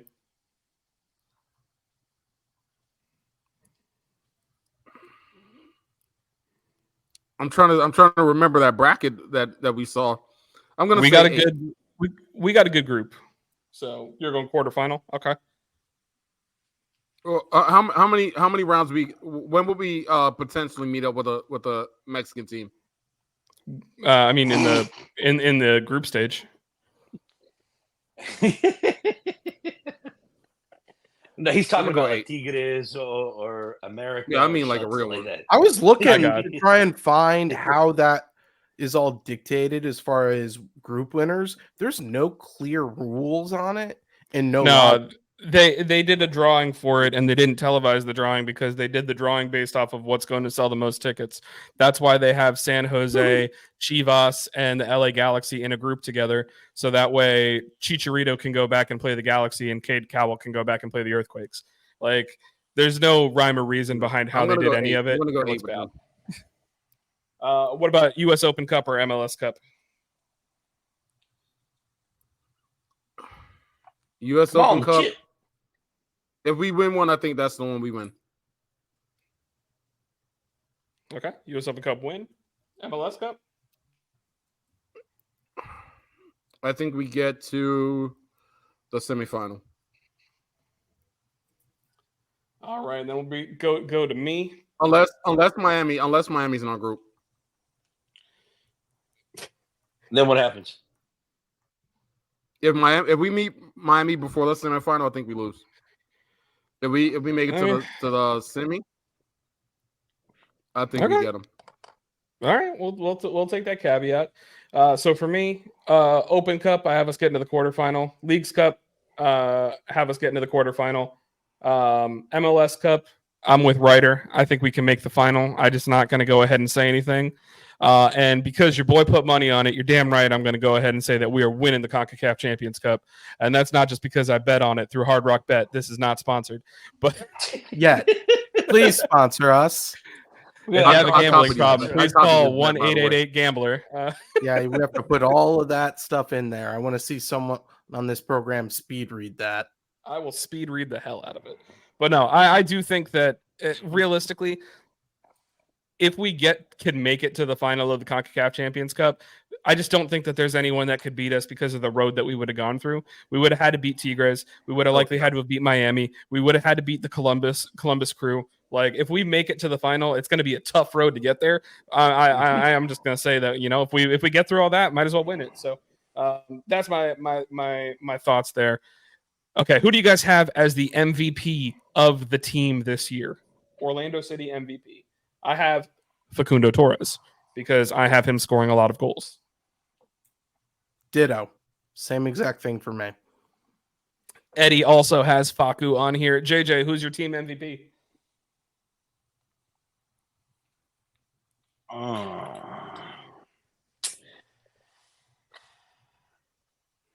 Old man Ladero. I like Something it about him. I like him, man. I had a conversation with Evan Weston, and he's like, man, this guy is hungry and wants to win more silverware. So I think that's not a bad shout. I like Ladero. He seems like a good guy. And a club put out an interview with him and Gabby Amato today. It's a good watch. Cleon, who's your team MVP? I'm actually on the same page with JJ. The only difference is I think the MVP is going to come from that 10 spot. If Ladero is the starter all year there, I think he'll be the MVP, even if his stats aren't the strongest. And if somehow Ojeda gets a spot, I think Ojeda gets it. I think whoever's at that 10 is going to be, or even if Facu plays the 10, I think whoever's playing that 10 is going to be the MVP. Well, now I just put 3 answers on yours, so we'll see which one of them ends up being right.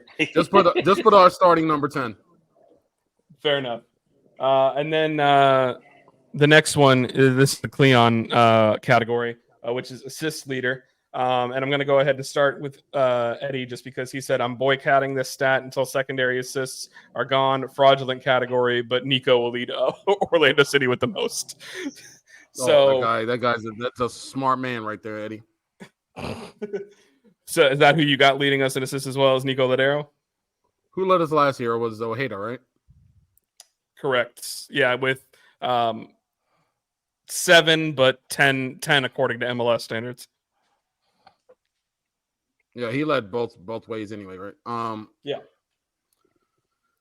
I'm gonna go Ojeda. Ojeda? Okay. I like it. I'm gonna go Ojeda. I like it. He had 4. He was doing 12 and 14 over there in Argentina. He came here and led us an assist, even off the bench. So I'm gonna go with him again. Fair enough. I went with assists because I don't think he's a very good passer. He did have that one pass against New England while we were there, where he hit that volley that just kind of like threaded the needle. He's one of those volley passes. That was sexy. I'm not gonna lie. I'm going with Ladero myself. Alex Ryder, who's your assist leader? I got Nico. I think that he is gonna give us a lot of quality when it comes to delivering good attempts on goal. JJ, you have him as the MVP. Do you also have him as the assist leader? No, I got Mikey Holiday. No, I'm serious. Yes, I do. I have Nico Ladero. Ladero, MVP, assist leader. Definitely. He'd be dishing it out. He's our point guard. I like it. And that brings us to who do we think will win the MLS MVP? So MVP of the whole league. Eddie went with don't care, but MLS will make sure that it's Messi. So JJ, Messi, who is your league MVP? Petra Musa, Dallas. Wow. All right, Musa. That is a bold prediction. I'm gonna go ahead and say Cleon, you're gonna say it's Messi based off of that comment? Yeah, it's 100% Messi, but JJ had such a strange MVP that I just got to ask him this question. Where'd they get him from? What? You're coming out. Where'd FC Dallas get him from? Musa. Listen, he was the most expensive sell that are bought. Okay, Benfica, damn it. Okay, question answered. That's my second favorite team this year, FC Dallas.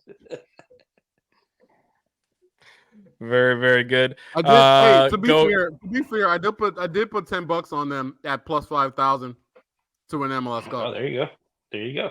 Fair enough. It's good money at that point. It's good odds for them.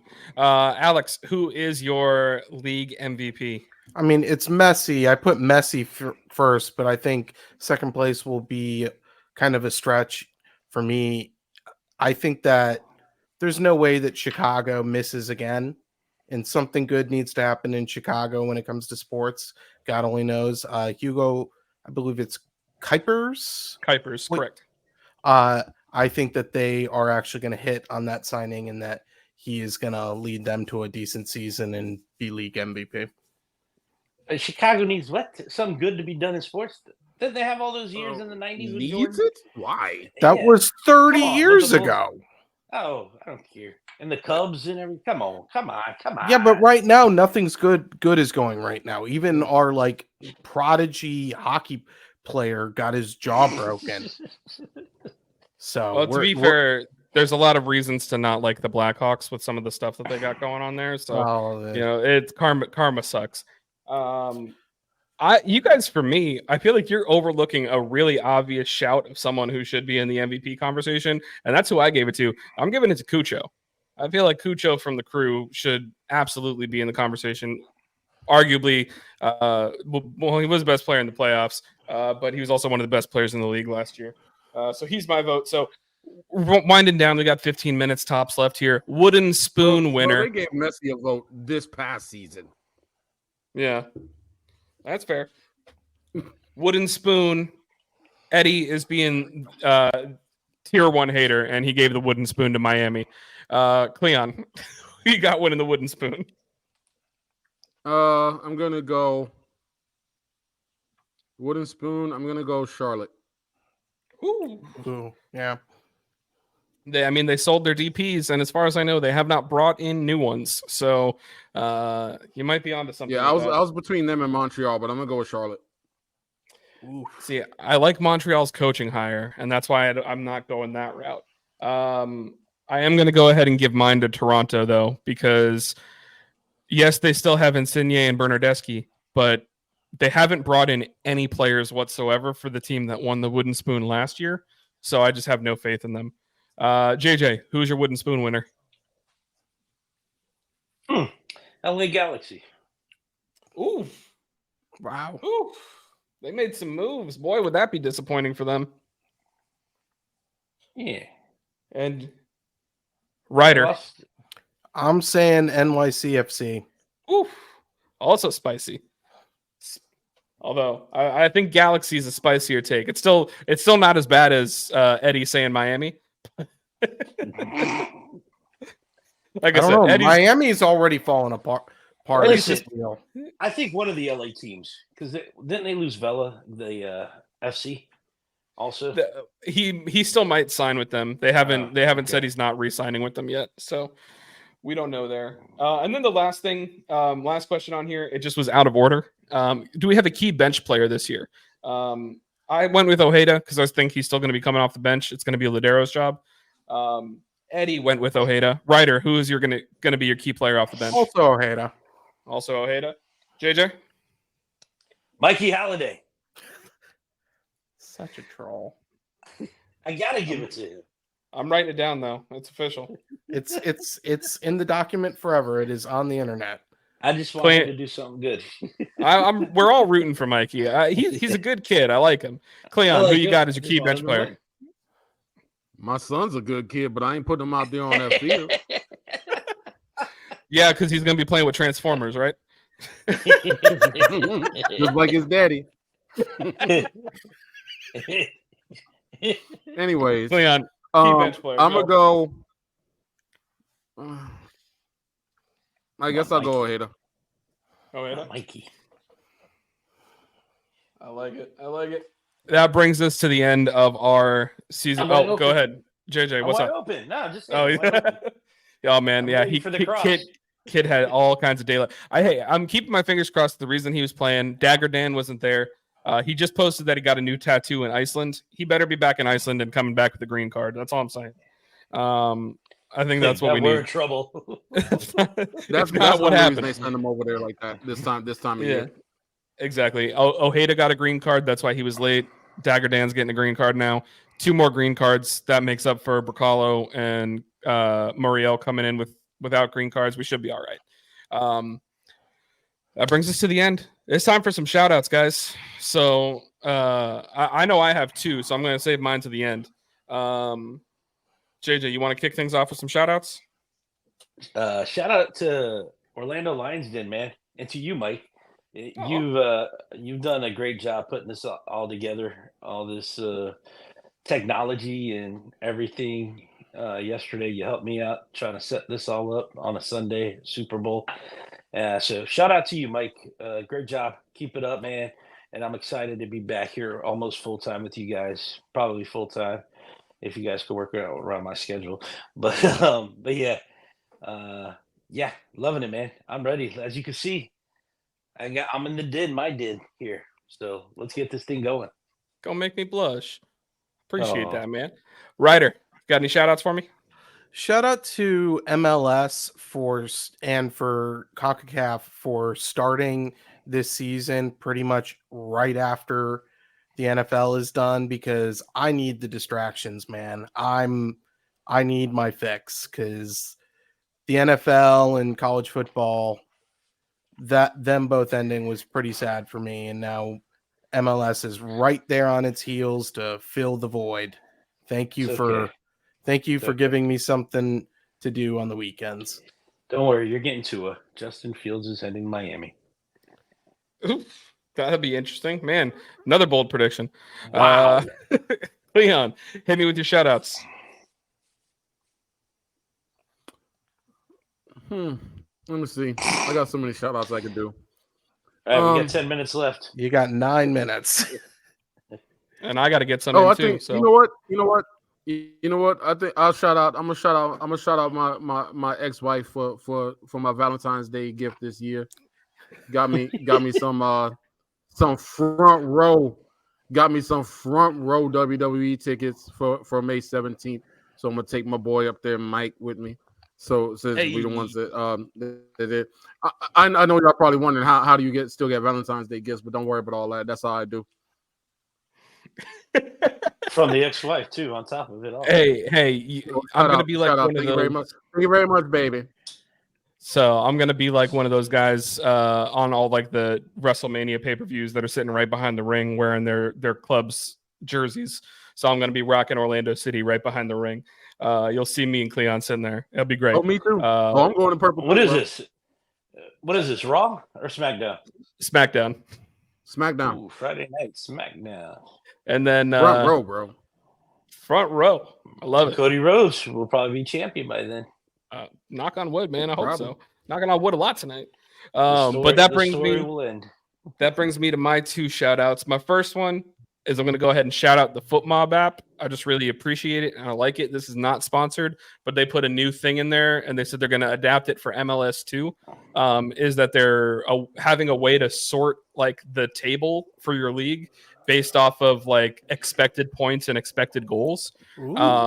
So like it basically like they have a new algorithm that you can use to sort things. Like it basically says that realistically, if things went their way, Barcelona would be in first in La Liga, even though they're in third. So it'd be a nice way to see like based off of how your team's doing with expectations, where you could perform. And they said they're going to try and adapt it to MLS too. They actually responded to my tweet. Thought it was pretty cool. And my second shout out is, even though he just told me he's taking me to SmackDown, I got to go ahead and shout out Cleon because we've made a bet. And it's now the time to talk about this bet. And this was there was a podcast clip going around between Kevin Garnett and Paul Pierce where they were talking about Vita Vea, who's like 400 pounds defensive tackle for the Tampa Bay Buccaneers, who runs a 5.040. And Paul Pierce said, I could beat him in 5-1. 5-1. Whatever. Again, let me finish. Paul Pierce said he could beat him, and Kevin Garnett said, no, the hell you can't. And then Cleon said, I'm 45. I could beat him. And I was like, no, the hell you can't. 47. And I said, no, the hell you can. And I have a bet with Cleon right now. I give him 1 year to prepare. And I will pay Cleon a sum of $100 because I'm getting ready to move to Colorado. So that's all I can offer up at the moment. But I offered him a sum of $100 if he can go ahead and beat a 5.040. And I'm going to go ahead and say that I'm going to be $100 richer from Denver, Colorado, because there ain't a snowball's chance in hell he's winning that bet. I love you, buddy. But heck, I can beat Cleon. Me and my fat self. Oh, come on, bro. Now I just want to see this race. You guys are going to go racing. Someone's going to, I mean, a guy blew out his Achilles celebrating during the Super Bowl. Someone is going to get hurt here. Leon, you ready? No one's gonna get The hurt. guy that had sciatica, was it? No one's gonna get hurt. No one's gonna get hurt if we end up doing this on a Field Turf USA field, and that's a great way to close it out. We'll go ahead and bring in the sponsored branded content.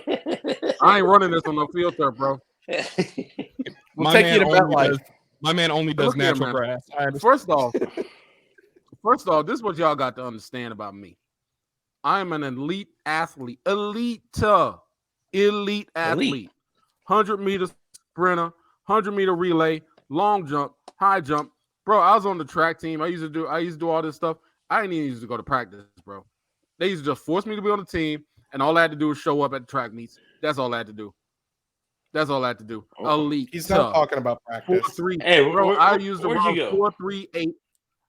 I used to run between 4.38 and 4.42 consistently. I don't care if it was 25 years ago, and you can say, "Oh, but you gained 50 pounds and all this type of stuff, and you 50 pounds over your playing weight, which was 175, and all this type of stuff." That man's 400 pounds, bro. You were in high 400 school pounds. when you were 23? No. Listen, we gotta get going, folks. I just want Why to do go people ahead not and say, understand college, bro? This college. You said high school. If it was college, then that's fine. I ran track in high school, but I still played in college. I played basketball. I'm an elite athlete. Duncan at 5'9", bro. Elite athlete. That's what y'all need to understand. 5 flat, 5'1". That man's 400 pounds, bro. Go? He ain't beating me. How did foot I golf don't go? care how old I am. He ain't beating me. Hey, how did foot golf go? That's How did different. foot golf go? No, that's athlete. Bro, that's You're an different. athlete. That's golf. It's with the foot. Bro, that's It's like completely soccer. different. Come on. What, your balls go pretty Bro, straight. you talking about, bro, I am built for power, not endurance. I am built for power, not endurance. Ain't nobody talking about no marathon. We talking about 40 yards. I'm built for power. In and out. oh God, man, this is too good. All right, guys. Well, I'm gonna go ahead because we've been talking about trying to do our recordings live. I'm gonna wrap it up here. If you listen on Spotify, I'm gonna put a poll on the Spotify broadcast. Either Monday nights or Sunday nights or possibly Tuesday nights. Those are going to be the nights that we could possibly do lives. If you want to see us live, let us know. If you'd be willing to tune in, answer that poll, let us know. And obviously respond to us on Twitter too. We're share this all around. Like, comment, subscribe, all that fun stuff. Appreciate you guys hanging out while we're giving each other a bunch of crap and having a good time. Cleon saying he's still faster than Vita Vea and 425. We'll see about that. I told him, he's like, give me 2 months to prepare. I said, I'll give you a year. And he said, bet. So that's how this happened. So thank you And guys. we'll make sure to do this live too. We'll time Someone it will bring live their and phone everything. out. Darn right, man. Darn right. Hey, all right, guys. Hey, don't meet me at no tailgate because JJ's out there. We racing. That's gonna be my Oh, warm I'm up. ready for you. I can't wait. I can't I'll wait. beat, bro. I can guarantee you, I can beat JJ running backwards. You know what, I JJ? want that. I want that. JJ, don't bring the broken shoes. All right. No, I won't. All right, guys. I'll run in my Crocs just for you. I'm calling it right now. Roll the outro. We're done. Thanks for joining us this week on the Orlando Lions Den podcast. Don't forget to follow us at Orlando Lions Den on Twitter, Facebook, and Instagram. See you next week in the Den.